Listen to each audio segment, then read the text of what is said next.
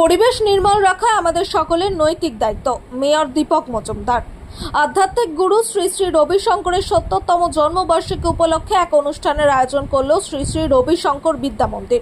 সোমবার আগরতলার হারাধন সংঘ সংলগ্ন ডিম সাগর পার্কে বিদ্যালয় কর্তৃপক্ষের উদ্যোগে এক বিশেষ স্বচ্ছতা অভিযান ও বৃক্ষরোপণ কর্মসূচি পালন করা হয়। এদিন এই মহতী অনুষ্ঠানে উপস্থিত থেকে কর্মসূচির সূচনা করেন আগরতলা পুর নিগমের মেয়র দীপক মজুমদার। এদিন শ্রী শ্রী রবিশঙ্কর বিদ্যা মন্দিরের পড়ুয়ারা ডিম সাগর পার্ক এলাকায় সাফাই অভিযানে মেতে ওঠে। মেয়র দীপক মজুমদার বলেন, ভারতবর্ষের প্রধানমন্ত্রী নরেন্দ্র মোদীর স্বচ্ছ ভারত অভিযান এবং শ্রী শ্রী রবিশঙ্করের পরিবেশ রক্ষার বার্তাকে সামনে রেখে তারা পার্কের চারপাশ পরিষ্কার পরিচ্ছন্ন করে। স্বচ্ছতা অভিযানের পাশাপাশি পরিবেশের ভারসাম্য বজায় রাখতে এবং আগরতলা শহরের সৌন্দর্য বৃদ্ধিতে পার্ক চত্বরে বিভিন্ন প্রজাতির চারা গাছ রোপণ করা হয়।